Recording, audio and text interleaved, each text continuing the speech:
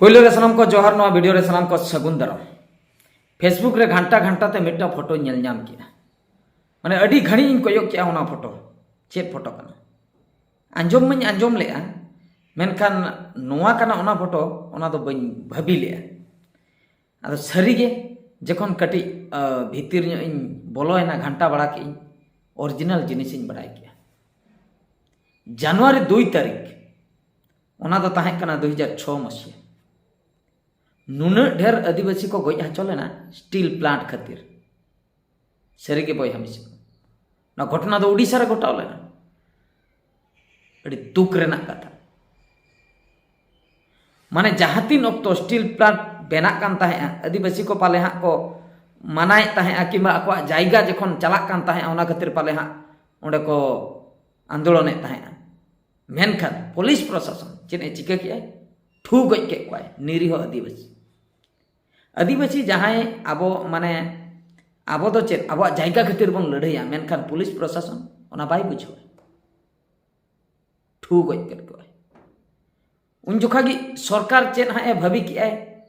झतो झतो हर order एमा कोय झतो police ठू कपे और बंदूक ते ठू मेखान दो अपना दो चेत एम दा आबो ठे दो चेत मेना आसार मेना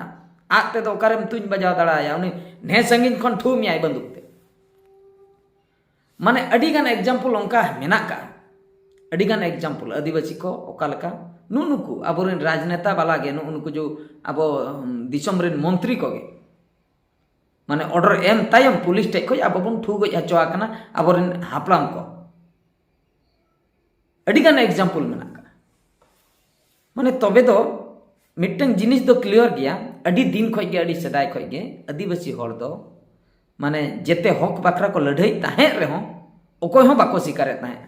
माने आको हक ओना लड़ाई दो ओकोय हो बाको आंजोमे ताहे उनको जहाँ डिमांड को दोहय ताहे नितो धबी हो उनका गे चला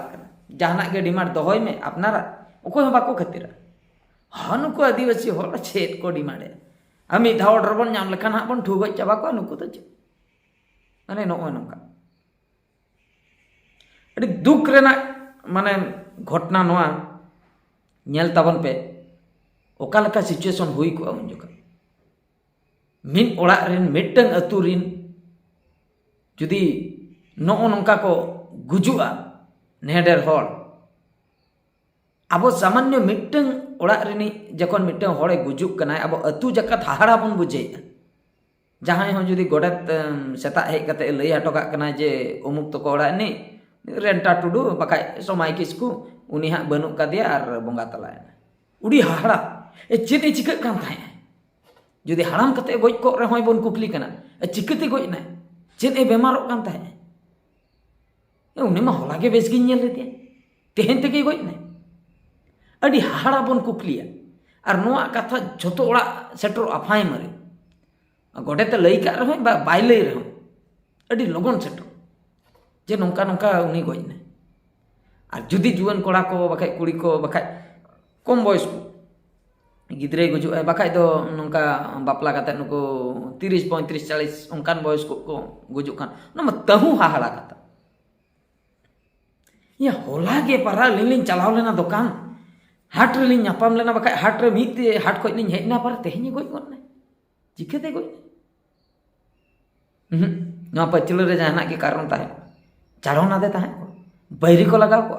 डहनी को जम के दिया शेर चेत बेमार ताहे तो नो नोका आयमा गान कथा राकामा जखन मिटंग हर अतु खन गुजुक कनाय अरे साहा संगिजो कना आर जुदी मिद धाव रे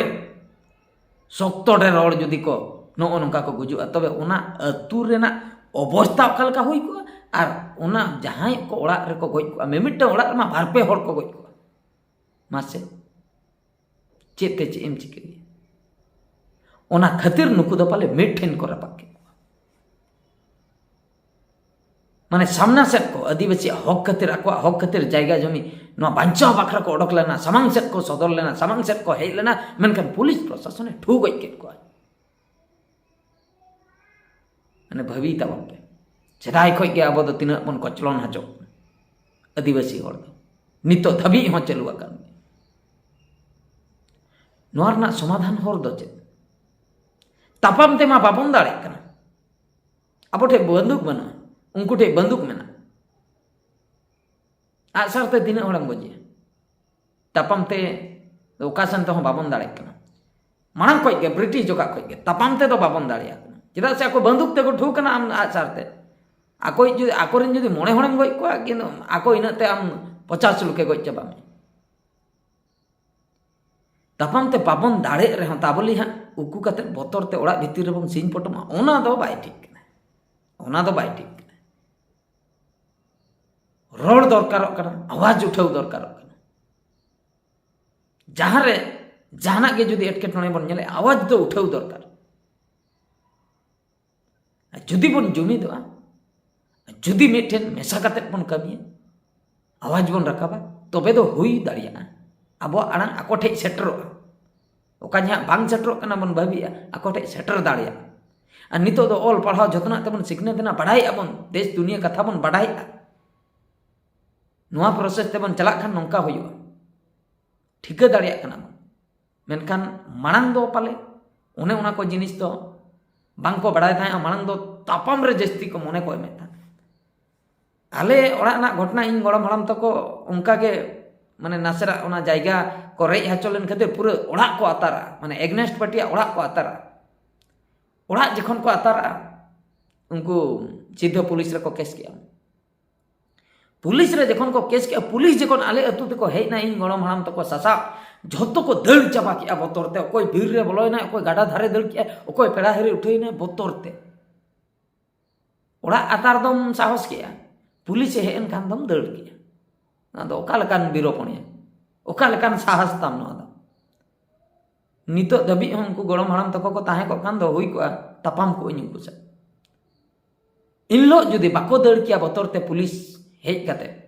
तबे दो ना जायगा को आले जायगा को जहाले रे हचोना उना को दो बांचाव को नुको बाको दड़ चाबा के नाडे पुलिस स्टेशन रे बाको सेटल ना कोर्ट रे को केसा को ओंडे कोर्ट रे बाको सेटल ना जहां पर रे आदो मी पास्टा के चलायना हनी गे जितकरेना एग्नेस्ट पार्टी के इन लो नुकु को ताहे कोन कोर्ट को हेज कोन बखा दो पुलिस स्टेशन को हेज कोन पुलिस चला को नेपेल को तबे दो हुई को बांचाव को पुलिस एम बतर रे अडी जोर को बतर को ताहे उन जुका ओना खातिर दड़ चाबा के को बतर ते केस खान गे अडी बतर बापा पुलिस आदो हुई को उन जुका नॉलेज हो कम गया उन जुका अब ऑल पढ़ा उना बाबन बड़ा उना इदी कते नॉलेज कम गया उना खातिर को बतर कान ताहे उनको दोष काते चे उन जुका सिचुएशन उनकान गया रेंगे चला जम बखरा बनु टाका पैसा चेन एम कमी लेखान बार पैसा नाम लेखान जम काते मसूला नो को इदी कते गे अडी टेंशन आर नाडे आर पुलिस को हजूक कान ओंडे आर कोर्ट कचरी खर्चो अडी गान ना तो नो नोंका कथा आंजम के ताबन आपे नोआ वीडियो नेल काते कमेंट ताबन पे जहाँ लेका घटना को घटाव लेना 2006 जनवरी 2 तारीख कालका आदिवासी को माने ठू हचो लेना गज हचो लेना को अड़ी दुख बुझेना नोआ चेतान रे आपया मतामत एम ताबन पे आगाम दिन ना चेक को बन चिकया सनाम लकना मतामत एम ताबन पे नोआ वीडियो दो नोडे गिन मुचेद किया मायन खान मुचेद रे सनाम को गड जोहार।